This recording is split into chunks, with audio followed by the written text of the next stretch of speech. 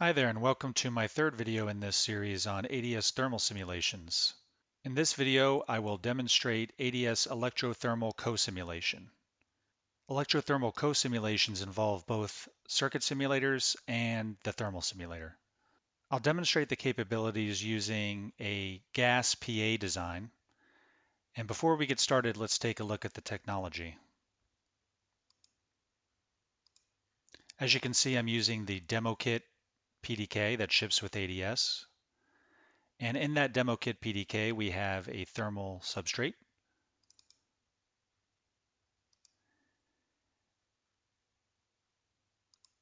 And as you can see, the technology has gas substrates and silicon nitride.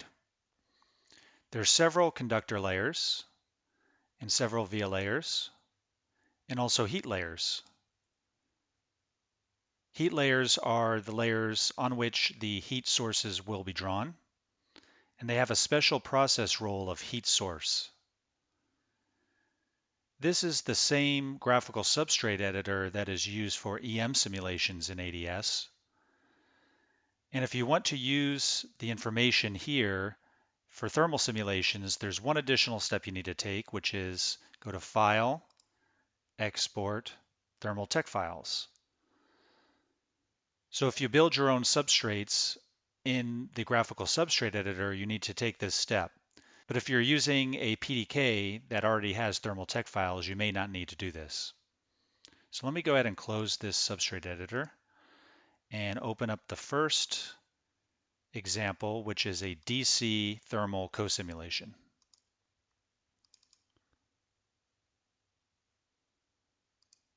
So before I get into the simulation settings, let's take a closer look at the PA design. So this is the PA that we're going to simulate. It's a symbol that is a lookalike of the layout. And let me push down into it. So here you can see the PA is made up of several subcells, such as the input matching network, the output matching network, an interstage matching network, and FET networks. So I can push further down into the hierarchy and show you the FET network. So here's the FET, and you can see there's various transmission line models from the PDK, and also other passive models such as inductors and resistors and capacitors. And if I pop back up, I can show you the full layout of this PA. If I go to Window, Layout, and the layout of the IC is built hierarchically in a similar fashion to the schematic. And so this is the output matching network, and I can push down into that. So you can see this is also hierarchical. Now let me enable the layers by right-clicking and turning on the layers docking window. And let's take a look at the heat layers that are defined in this PDK. So you can see there's several heat layers here. There's also two down here, heat mesa and heat nichrome. Let's take a look at the heat mesa layer first. So I'll select that one and turn off the visibility of the rest.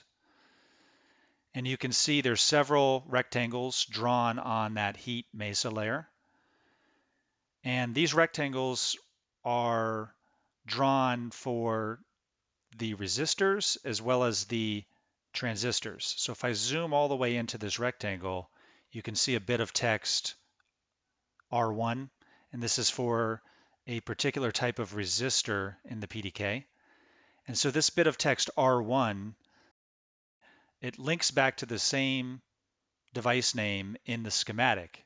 And that's how electro-thermal co-simulation is able to take place. And we can also see a bit of text on this one as well. So this is one of the transistor models. And so the transistor models, these particular transistors have 2 fingers. And then this transistor has actually 3 fingers. And so there's also a heat nichrome layer. So I can turn that one on. And there's only one heat rectangle on the nichrome layer. If I zoom in, you can see it's a resistor. And let's go look at these other heat layers. So there's heat M0, and that's the bluish color here. The heat M0 layer is for some of the transmission lines. Heat M1 is also for transmission lines, and that's the greenish color. And heat M2 is for transmission lines. So we've got a mix of active and passive devices and also interconnects that contain various heat sources, heat rectangles. So let's go ahead and turn the visibility back on, and let's close this window.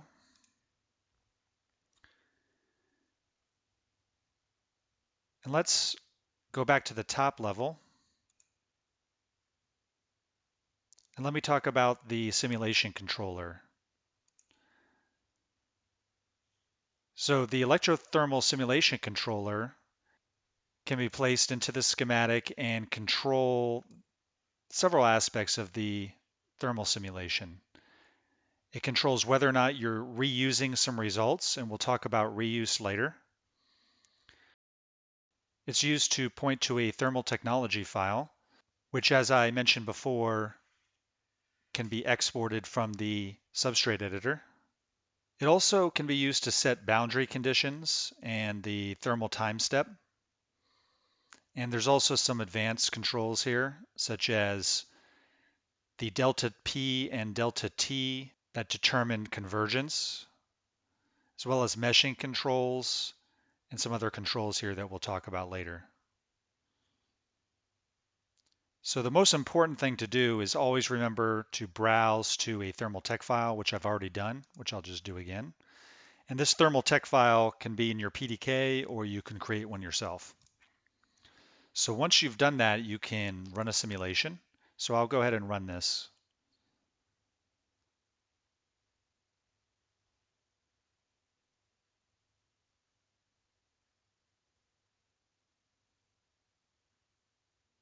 The electrical and thermal simulators will iterate until we converge on the power dissipations and the temperatures. So there's delta P and delta T settings that control the convergence.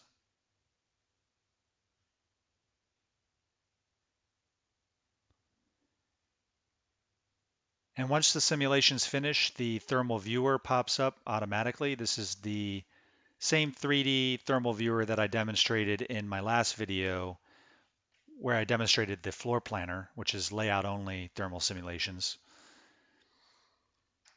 And in addition to that, let me just minimize this for a minute. We have our normal ADS data display.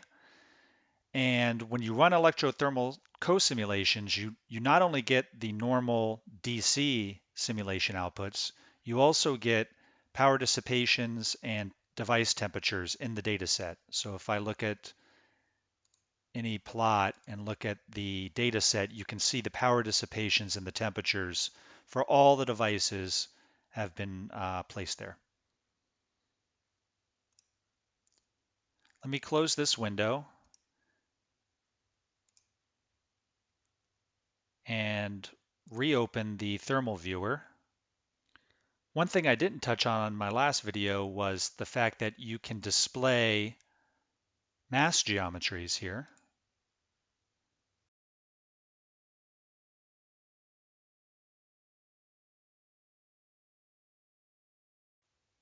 So right now I'm displaying all the mass geometries.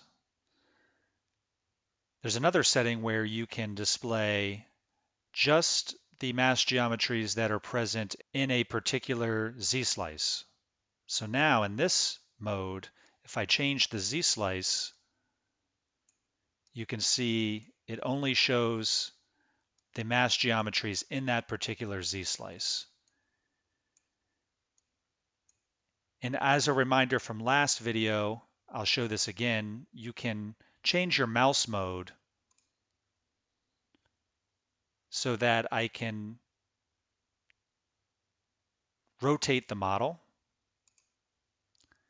And now if I put it in rotate mode, I can now see the chip in full 3D. There's also some handy views that you can use if you'd like. Under standard views, ISO view, and of course top view is the default, and there's other views here. So if I go back to top view, let me demonstrate one other thing where if I turn off the masks,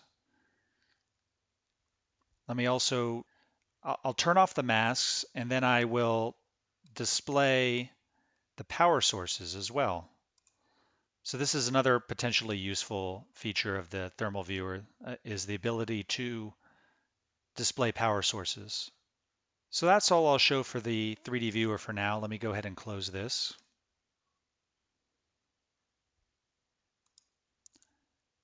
And that was our first simple DC simulation. Note that you can also open the thermal viewer from this window by going to Window, Open Thermal Viewer. And if we run a sweep, as you'll see later, there'll be multiple temperature results listed here. In this case, we did not run any sweeps, so there's only one GDA file.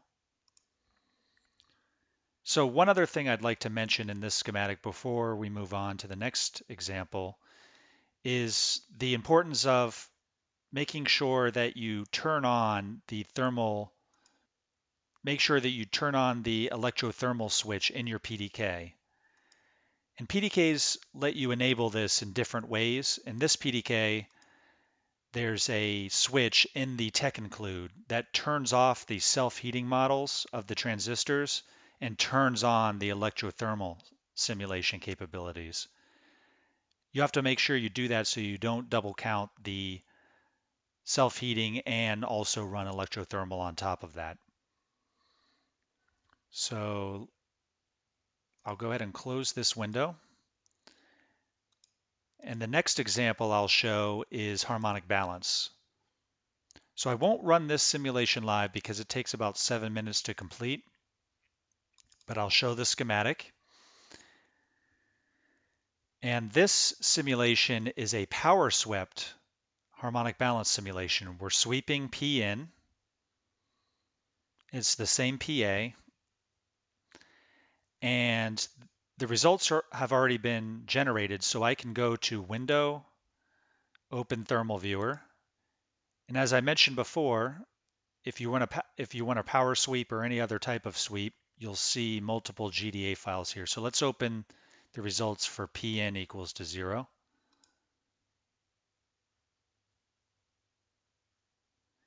And here are the results for that simulation. There are a couple other types of plots that I haven't shown yet, other than the one I'm showing here, which is shaded. There's also contour curves and isosurfaces.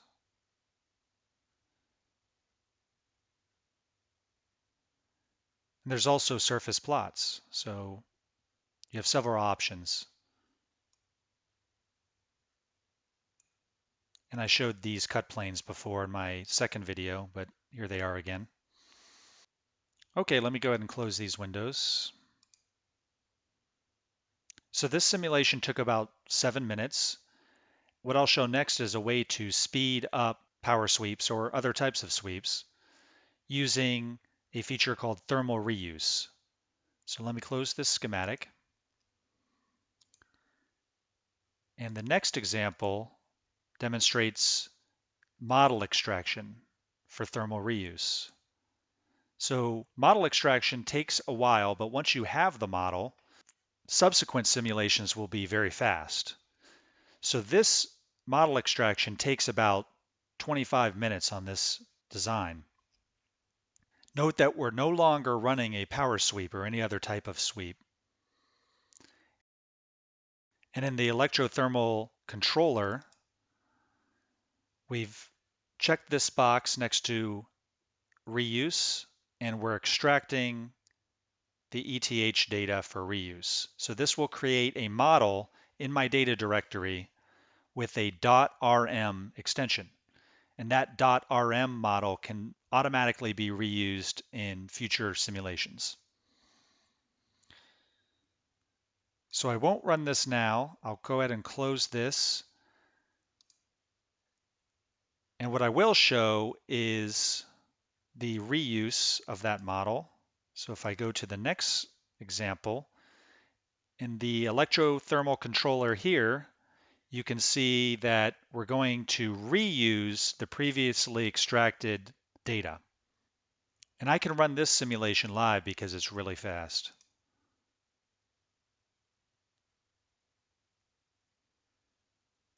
And so what this is showing is very good correlation between the brute force method of full electrothermal co-simulation and the reuse of that model.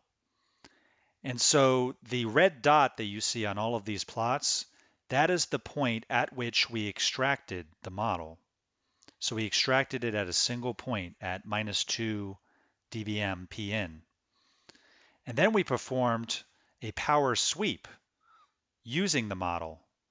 And you can see that even though we extracted the model only at one single point, the blue data, which represents the reuse of the model, corresponds really well to the full electrothermal co-simulation. Some of these are less than a degree deviation, and this one's only about 2 degrees deviation. So let me close this window, and I will show one other example where instead of changing the PN, we change the bias. So this bias is different from the bias that was set during model extraction.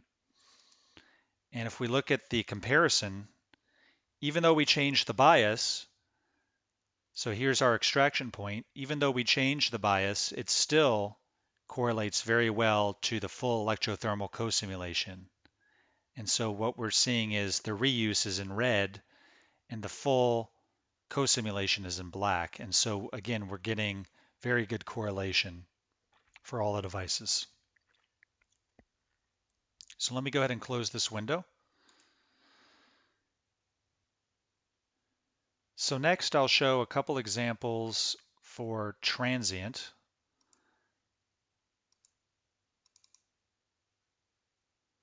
In this example, we have the same amp and we are applying a voltage step to the bias.